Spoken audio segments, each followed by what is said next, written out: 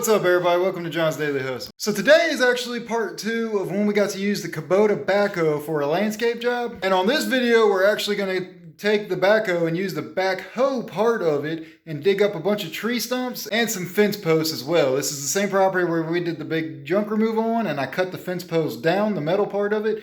Well, we're going to dig up the concrete part because they're still a little bit sticking up, but we're going to dig it up. And then I actually buried it, dug a big borrow pit and buried them there, and then took that dirt, or some of that dirt anyways, to go back and fill in all the other holes. So starting right off on this job, I just want to go ahead and point out the fact that look at how squatted my truck is. This camera angle is not the best angle for showing it, but look at how squatted the back is. And as I start to drive the tractor to the back end of the trailer, you'll see the truck really starting to raise up. So going into the future, if I really plan on getting into this kind of work seriously, I'm really going to have to upgrade my truck sooner than later. That's for sure, but we'll get into that in some later videos. So anyways, unloading the tractor was by far the worst thing I had to do with the tractor since I had it. I was very confident in doing everything I've done with it, even going next to the telephone pole or that power line pole at the previous job and brushing that grounded wire. I absolutely had no problem doing that, but unloading it from the trailer was not that fun to me, because if you miss it with just one wheel, it could become a very bad day very quickly anyways. So what I'm actually doing right now is there's, I believe, 4 tree stumps right behind where the tractor is, basically where I'm setting up to dig up. There's 4 tree stumps there, and then there's several fence posts behind the house that have to be dug up. You guys may or may not remember this property. It was a property I did junk removal on, as well as this is actually the property I did the Bobcat walk behind mower review on. You guys haven't seen it yet, as well as mowing the property with the Bobcat. You guys haven't seen it yet, as well as the review of the X mark anyway. So if you guys want to check those videos out, you could probably see exactly what I'm talking about in those.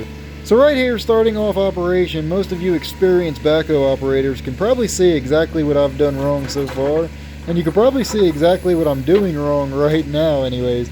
I was kind of struggling with it because I was way too close to it. Looking at this video now, I realize what I did wrong several times in this video, so you guys can make fun of me for that. But I stayed way too close to what it was I was trying to dig up, so I wasn't able to get the right leverage, and all I was doing was basically lifting the tractor up and moving the tractor closer to it, as you guys can see I keep doing.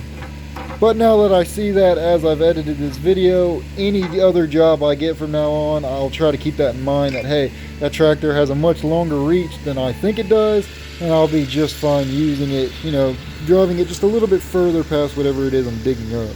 Now I also want to note that I'm running on very little food at this point, as well as it's been a very long day, and I'm trying to beat the sun. Right now it's obviously still daylight in this video, but it's about 5:30, 6 o'clock when I started this job in the afternoon, so I know I'm very limited on time and I'm running out of that daylight. So I was trying to beat it and get it done, so I wasn't exactly thinking right between not eating food, being out in the sun all day, and rushing. So hopefully you guys don't beat me up too bad in the comments for using this and doing all the stuff that I've done in this and making all the mistakes that I've done. But it's also part of the learning curve, as this is only my second time running this machine, or at least second job running this machine, but it's still the first day. This is still my first day I had it with, that you guys are just seeing the part 2 of this first day with this tractor. So I've still got a lot to learn, and like I keep saying, I fully plan on doing more of this work because I had absolute fun doing it. So here we're actually moving on to the fence posts. There's about 4 to 6 of them. I don't remember the exact number that I dug up. But as you guys know, there's about 2 feet of concrete in the ground for each fence post. And the main reason why I'm digging them up is because there's about 1 inch sticking up of the metal pole from where I cut it out. So because I'm the one cutting grass, I want to make sure that I don't flatten any tires, as well as anyone to step on it, which is the reason why it's being dug up. So here you'll really see, for some reason, I really struggled with the controls of the hoe part.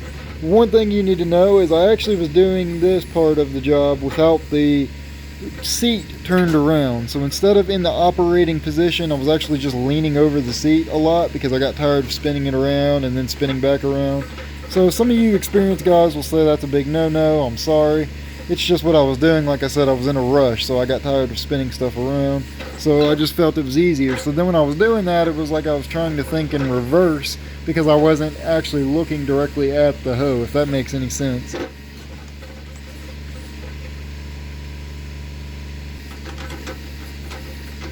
And of course, once again, you guys can see I got way too close to what it was I was trying to dig up, but that's okay. One thing I didn't point out is actually, you see just to the right of this shot, there's a yellow flag waving there in the wind. If you look at that white car and then just to the back of it, you'll see it.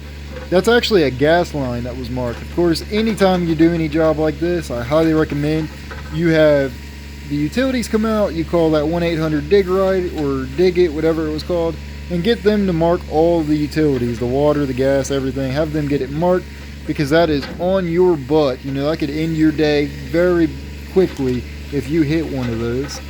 So of course I had it marked right, so where I'm going with this is I'm doing this right next to a gas line, so I'm also trying to be as very careful as I possibly could be, because I did not want to hit that.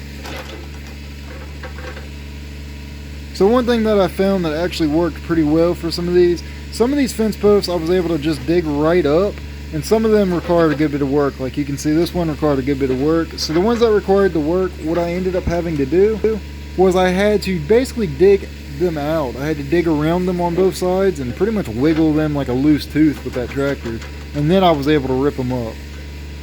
That's just part of this wonderful Missouri rocky, hard rocky ground that we have out here, unfortunately.